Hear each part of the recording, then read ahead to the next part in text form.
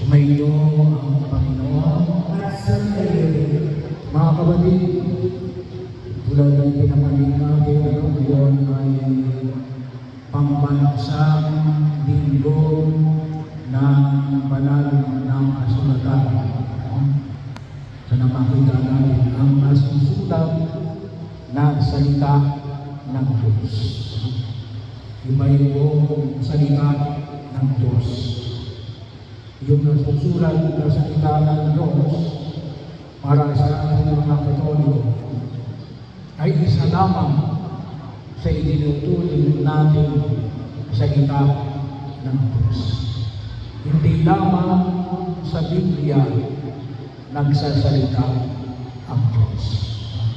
Bagaman ang Biblia ay isa sa mga salita ng Diyos. Ang tawag na natin ay salita ng Diyos. So kapag sinabi natin salita ng Diyos para sa aming mga Katoliko, tatlo yan. Una, yung tinatawag na natin na susulat na salita ng Diyos. Biblia. Pero hindi lang ang Biblia. Bahagi ko. Ano pa yung pangalawa? Yung magisterium o ang kapangyarihan ng simbahan na magturo, the teaching authority of the church. Bahagi yun. Kaya may mga pamantayan tayo na muling ang natin ay mula sa ipinahayag ng simbahan. Katulad ng halimbawa ng divorcio. Yun ay maliwanag na ipinamanig ng simbahan. Hindi tayo pumapayag sa divorcio o anumang uri ng pagpatay. Hindi tayo pumapayag. Kaya itinanggal ng simbahan sa pamagitan ng kasulatan Evangelio Vitae, ang Ebanghelyo ng buhay na alin magpapahalaga sa biyaya ng buhay mula sa sinapupunan ng ina hanggang sa huling sandali ng buhay. Yan din galing sa kapangyarihan ng simbahan na magturo. Pangatlo ay yung tinatawag natin banal na tradisyon. Ano yung banal na tradisyon? Yung mga naging kabahagi ng kasanayan ng simbahan na siyang magiging gabay natin. Katulad ng halimbawa ng yung pagpili ng Santo Papa. Yan bahagi ng tradisyon. Bagaman nakasalita na sa banal na kasulatan niya, pero hindi na kung saan ay yun ay pinanatawag na tinatawag natin banal na tradisyon. Hindi yung lahat ng tradisyon. May mga banal lang na tradisyon.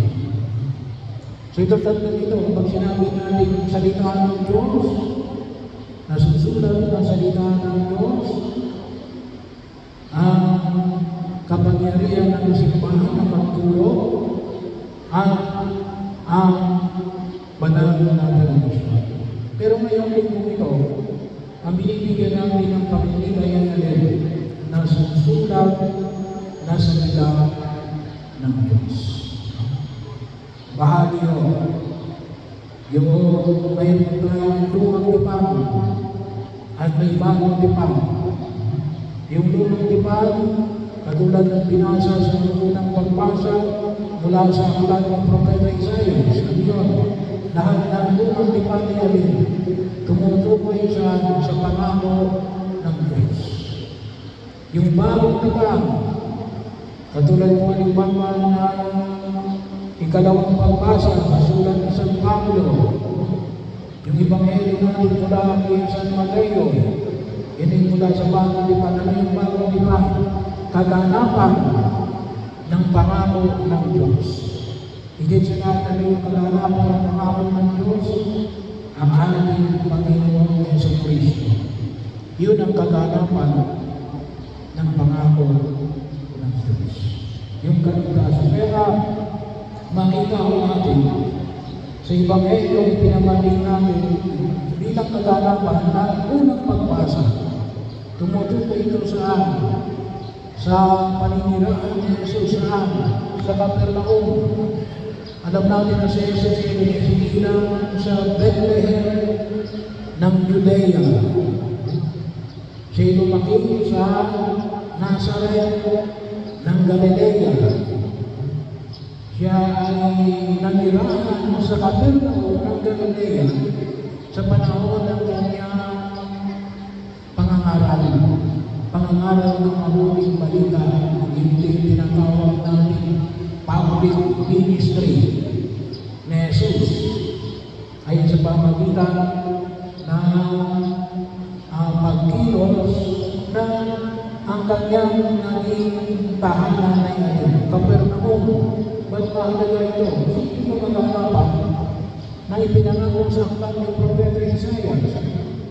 Ang bayan sa may bayan ng Lawa ng Galilea na nasa hangganan ng Zabulon at Naphtali, na kung saan yung sa aklat ng Propeta Isaiah, makakakita sila ng liwanag na siyang tawag-tawag sa kanyang bayan.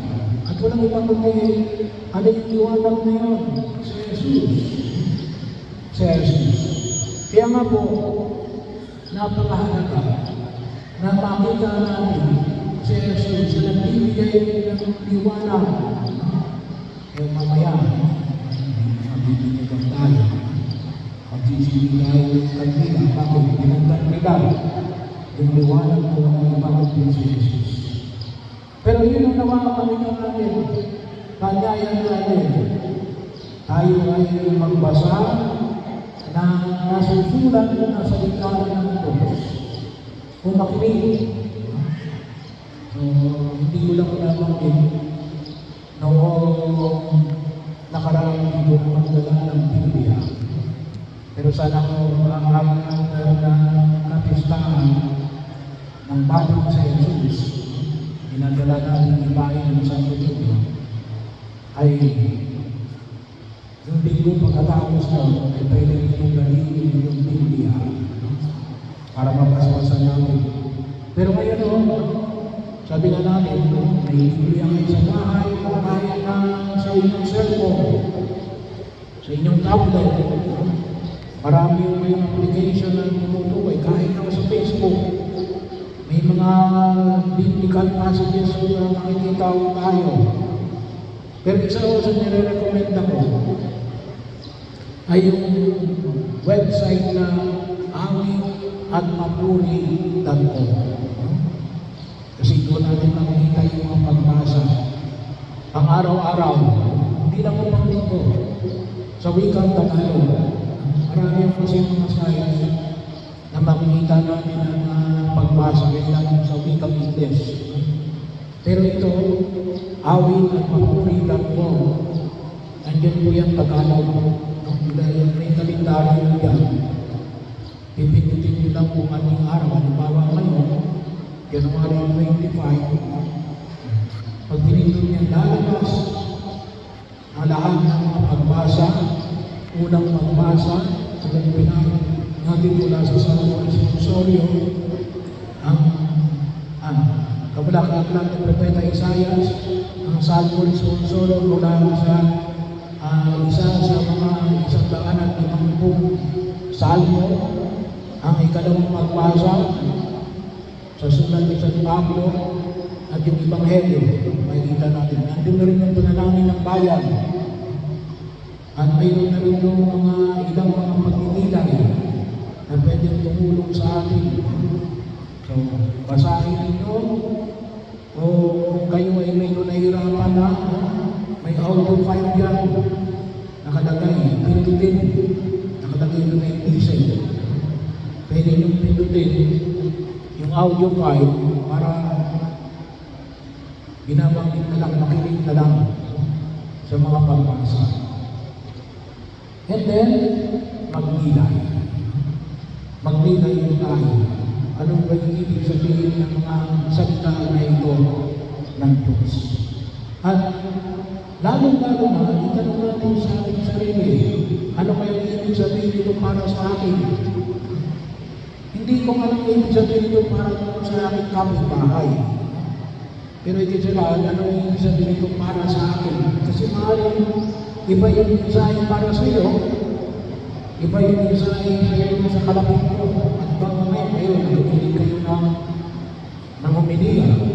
Kayo ay nakapakinig ng unang pagbasa hanggang sa Ebanghelyo natin. Kayo ay nakikinig ng homilia, pero iba-iba ang pwedeng sabihin sa inyo ng Diyos.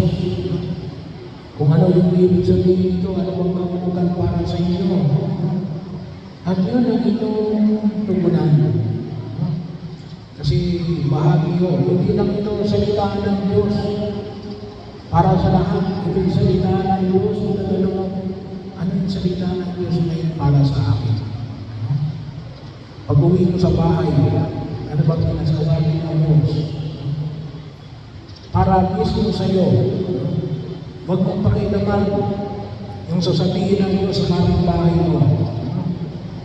Hindi mo concern yun.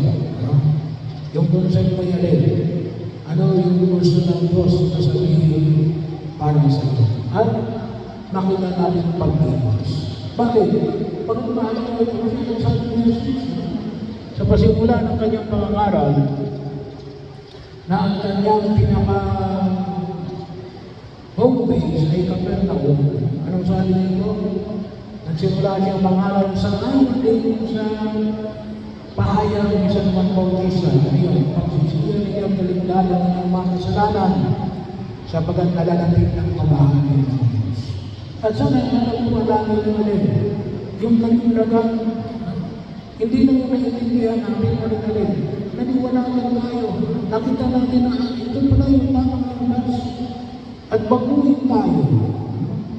Baguhin tayo. Hindi nyo yung sabihin na walang ginagawa ang Diyos sa akin. Bakit? Hindi ka na ba pwedeng baguhin? Perfecto ka na ba? Bahagi yun. Kaya makita natin ano yung gustong baguhin ng Diyos sa iyo. At kumilos tayo. Sapagkat ano yung tulong ng Diyos? Kaliwanagan, kaginawahan, pagkalaya sa anumang uri ng pananakal. Bahagi yun na kung saan ay makita mo natin. At yun ang idulog natin sa harapan ng buong Mikwa. Lalong-lalo na ngayong linggo ito. Meron nung may dalawang sa inyo ng Biblia ngayon? Meron ba? Wala. Kahit na wala, sana magamit nyo rin yung inyong cellphone. Magtayo po kayong lahat. Magtayo po kayo. So, kunyari, lalala ninyo yung inyong Biblia sa araw na ito. Kung sakali man mayroon sa inyo may dalang Biblia, pwede lumapit ko dito sa harapan.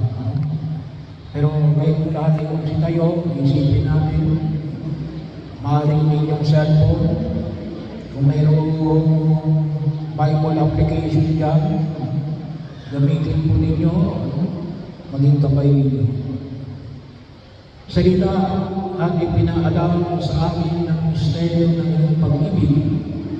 Pagpalain ang mga Bibliang ito upang palagi namin ito igalang at basahin.